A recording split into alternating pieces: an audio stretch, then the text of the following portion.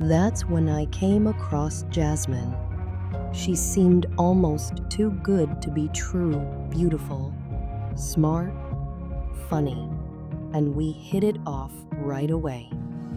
She was a few years younger than me, but that didn't seem like a big deal at the time.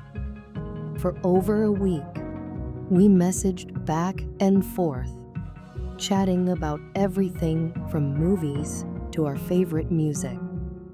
I felt like I could truly be myself around her. She seemed so genuine and down to earth. The more we talked, the more comfortable I became. It felt like I had finally found someone I could connect with. But, as I would soon learn, things weren't as they seemed.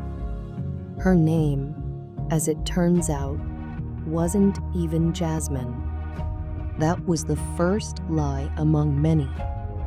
After about 2 weeks of messaging, we decided to meet up in person. I was a little nervous, but she seemed just as eager to meet me, which put me at ease. She gave me her address, and I drove to pick her up. When I arrived, I was impressed. Her house was much nicer than I had expected. It looked like something out of a magazine, pristine and well kept. She came out of the houses looking exactly like her photos, beautiful, almost unreal. We shared a quick hug, and I was feeling optimistic about how the night might go. Jasmine suggested we head to a local dive bar, which I thought was an interesting choice. I'm not much of a drinker, especially when I'm driving, but I figured it would be a relaxed, low-key spot to get to know each other better. We arrived at the bar about an hour before closing, and things were going surprisingly well. We laughed, shared stories, and for a brief moment, I forgot about all the cautionary tales I had heard about online dating.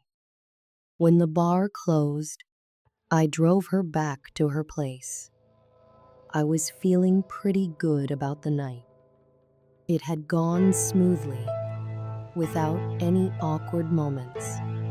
I gave her a hug and a kiss goodbye, and she asked me to text her when I got home.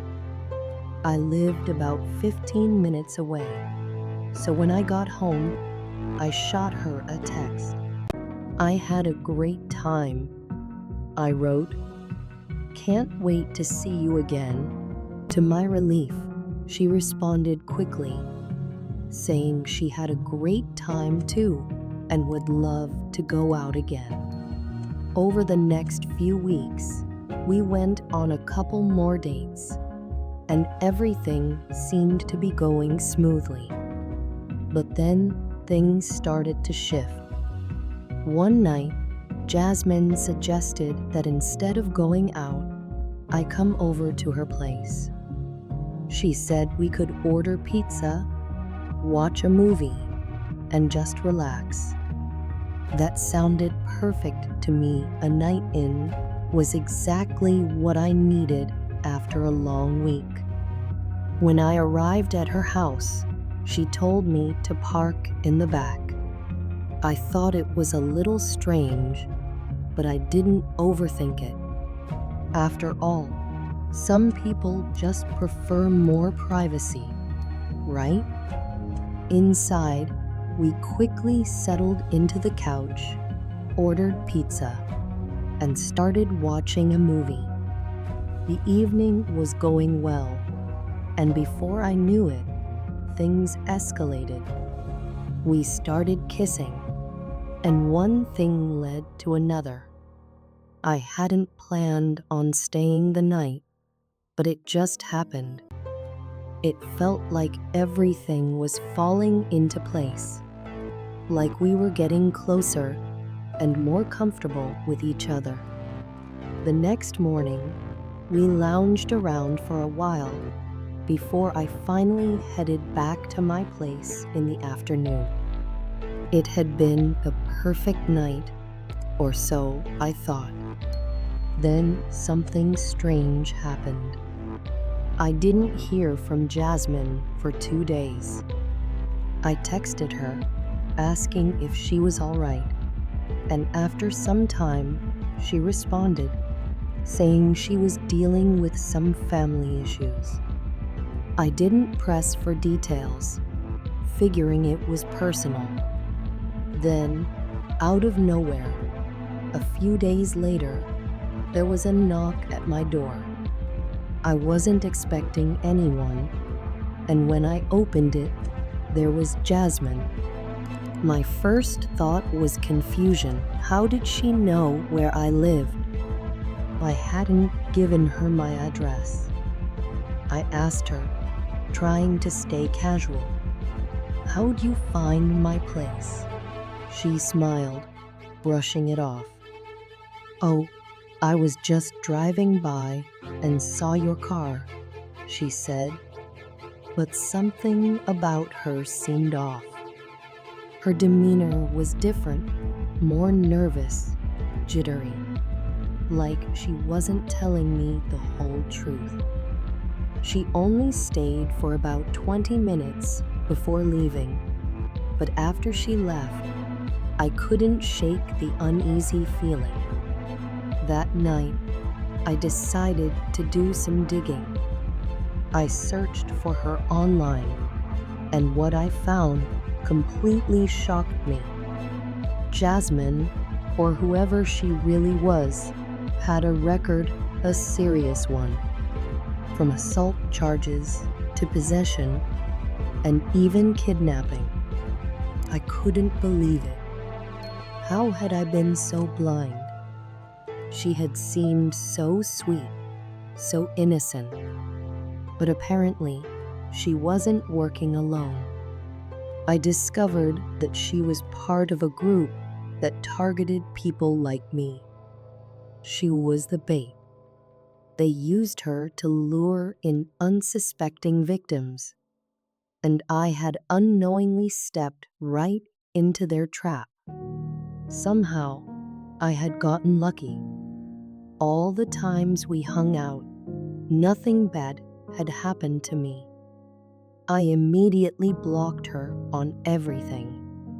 My biggest fear now was that she knew too much where I lived, what car I drove, even where I worked. The thought of her showing up unannounced again, or worse, bringing her crew along, terrified me. I kept a low profile for a while, hoping that she would take the hint and leave me alone. Thankfully, she never tried to contact me again, but I couldn't shake the paranoia. So a few months later, I moved out of the area entirely. It was a harsh lesson, but one I would never forget. But the story doesn't end there. My brother, who was heavily into dating apps, wasn't as cautious as I had become. He was particularly fond of Tinder, and he used it frequently, despite me constantly warning him to be careful. I had seen how it had messed with his life. He'd slept around with a lot of different girls, and while that wasn't my style, it didn't seem to bother him. One weekend, he told me he'd been chatting with a girl for a few days and was planning to meet up with her at a local club. I told him for the 100th time to be careful, but like always, it fell on deaf ears. He brushed it off, saying I worried too much. That Saturday night, he went to meet her, and I didn't think much of it. Usually, he'd send me a quick text, letting me know what was going on, but by 4 a.m., I still hadn't heard from him. I figured maybe he had crashed at her place and would text me in the morning. Sure enough, the next day, he showed up at my house, but something was clearly wrong. He had a black eye, and it looked like he had been in a fight. I asked him what happened, but he wouldn't tell me at first. I pressed him until he finally opened up.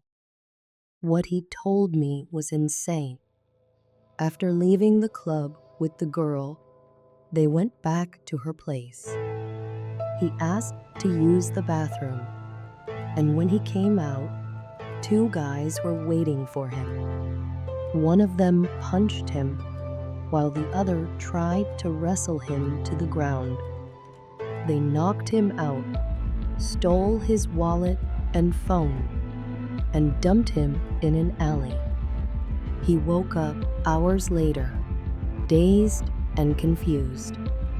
It was a brutal reminder of how dangerous the world can be. This is a message for everyone, please. Be careful. Dating apps and online meetups can seem harmless, but there are predators out there waiting for the right moment to strike. My brother learned his lesson the hard way, and thankfully, it didn't end up worse than it did. But this world is a dangerous place, and people prey on others like it's a game.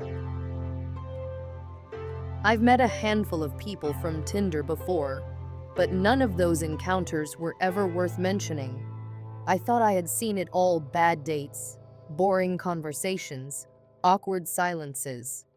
But then, one day, I matched with a blonde girl who immediately stood out. She was my age, with 3 photos on her profile. That's what caught my attention, because most girls I'd met on Tinder had dozens of pictures, showing off their lives and adventures. It was strange she only had 3. I didn't dwell on it at first. She was incredibly attractive, way above the usual crowd on Tinder, so naturally, I was curious. Why would a girl like her be on a dating site?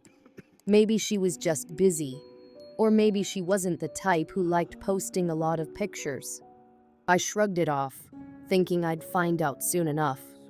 We started chatting, and for a few days, everything seemed normal. She wasn't much of a talker.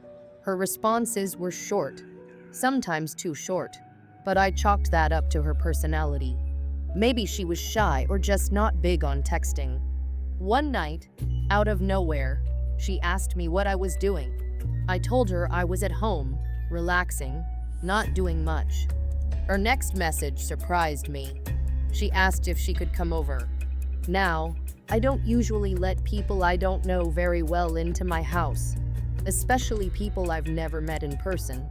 But there was something about her. I ignored that little voice in the back of my head, the one telling me this was a bad idea, and I said, "Sure, come over." She seemed eager, saying she'd get ready, and asked for my address. I sent it, still not entirely sure if I was making the right call, but I couldn't back out now. About 45 minutes later, there she was, standing at my front door. When I opened it, I was taken aback. She was even more stunning in person than in her pictures, and for a moment, I felt like I had won the Tinder jackpot. I invited her in, trying to act casual, but something felt off right from the start. I gave her a hug and a quick kiss on the cheek, just to break the ice. But the moment we sat down, the awkwardness hit me like a ton of bricks. Her responses were unusually short, even in person.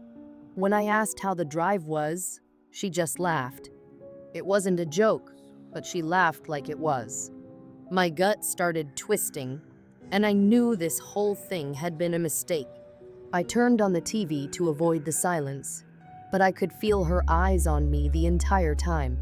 She wasn't watching the TV at all, she was watching me, studying me, as if she was waiting for something. My heart raced. I couldn't shake the feeling that something was terribly wrong. Then, I got a text. I grabbed my phone, relieved for the distraction, and saw it was one of my friends. On impulse, I lied and told her it was my boss asking if I could come in earlier for work tomorrow. I hoped it would be the hint she needed to leave. But no, she didn't move. She didn't even acknowledge it. In fact, she acted like she didn't hear me at all. I stood up, trying to remain calm, and said, "Well, I should probably get some sleep since I have to be up early." I walked toward the door, expecting her to follow. She did, but it was awkward, so awkward. The vibe between us was just off. I opened the door for her, and she finally stepped outside. After she left, I stood there for a moment, wondering what the hell had just happened. It was only 10 minutes later when my phone buzzed again. It was her, texting me. "Are you sure you're going to bed?" I didn't respond. Then came 5 more messages in quick succession, all question marks. 3 more followed. "Hello, are you going to answer me?" I just blocked her. The whole thing was getting way too weird for me. That night, I couldn't sleep. I always wake up a few times during the night, being a light sleeper, but this time felt different. I had a sense of unease, like something was lurking just beyond my awareness. My phone was in the living room, so I got up to check it, thinking maybe I was just being paranoid. When I looked at my phone, I saw 3 texts from a number I didn't recognize. The first one sent chills down my spine. It said, "Why did you block me?" The second one was even worse. "Lock your door after someone leaves." And the third, it was a picture of me sleeping. My blood ran cold. I stood frozen in the middle of the living room, my eyes darting around the dark corners of the house. I could feel it, someone else was here. I lived in a 5-bedroom house, and if she was inside, she could be anywhere. I was kicking myself for not trusting my instincts earlier. What had I gotten myself into? I immediately called the police. My hands were shaking as I explained everything to the dispatcher, telling her how I met this girl online, how I thought she left, but now she was sending me pictures of me sleeping in my own house. She told me to stay calm and assured me officers were on their way. It felt like an eternity, but about 5 minutes later, 2 police officers arrived at my door. I told them everything, how she had come over, acted strangely, left, and then somehow sent me that picture. They checked my phone, saw the messages and the photo, and immediately began searching the houses. I stood outside, heart pounding, waiting for them to come back. 15 agonizing minutes later, they returned and told me no one was in the house. I wanted to believe them, but I couldn't shake the feeling that something wasn't right. They filed a report, asked if I wanted to press charges, and I agreed. They asked for her name, but I only knew her Tinder alias. After a bit of digging, they found out her real name was Monica. She had given me a fake identity, and she had clearly planned something much more sinister than just a casual visit. The officers told me I could file a restraining order and that they could charge her with breaking and entering and stalking. They also advised me to install security cameras, both inside and outside the houses, which I did first thing the next day. That night, I couldn't sleep at all. Every sound made me jump. Every shadow seemed threatening. I kept imagining her creeping through the hallways, watching me, waiting for me to fall asleep again. Even after the police reassured me no one was there, I couldn't shake the dread that something terrible had almost happened. That was the last time I ever used Tinder. No more dating sites for me ever. A friend's close call a few days later, I was talking to a friend of mine, and she shared a story that sent chills down my spine. It made my own experience look like child's play. She told me about a girl she knew who had met a guy on Tinder. They had gone on 2 dates, nothing crazy, just dinner and mini golf. The guy seemed normal, charming even. He was good looking, had his life together, and seemed like a catch. For the third date, he invited her over to his place. Feeling comfortable with him by that point, she agreed. When she got to his place, everything seemed fine. He poured her a glass of red wine, and they chatted, joked, and laughed like any normal date. But then, after a while, she started to feel strange. Her head felt fuzzy, and her body seemed heavy. She had been in situations like this before she knew something was wrong. Instead of panicking, she played it cool. She told him she needed to use the bathroom and locked the door behind her. Once inside, she immediately called the police. She whispered that she thought she had been drugged and begged them to come quickly. Before the police could arrive, she passed out. The next thing she remembered was waking up to the sound of the police banging on the door. They broke it down and carried her out of the houses. Whatever he had given her was strong. She could barely remember what happened. A few days later, she met with a detective who asked her if she remembered anything from that night. He also asked if she recalled the police putting anything over her face as they carried her out. When she said no, the detective told her she was lucky. It would have been too traumatic for her to remember.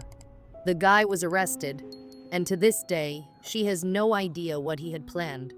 But it was clear it wouldn't have ended well for her if she hadn't acted quickly.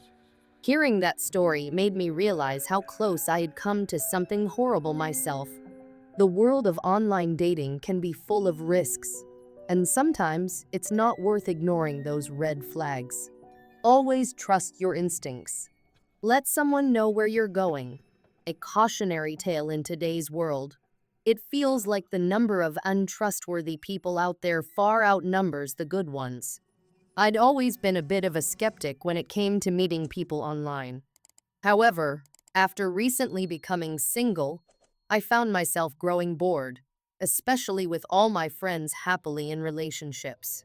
With nothing better to do, I made a big mistake. I hopped onto the internet, browsing through dating apps, looking for someone to talk to. I wasn't planning on meeting anyone in person. In fact, I didn't even expect to find anyone who would be worth my time. I just wanted someone to message, to fill the empty hours.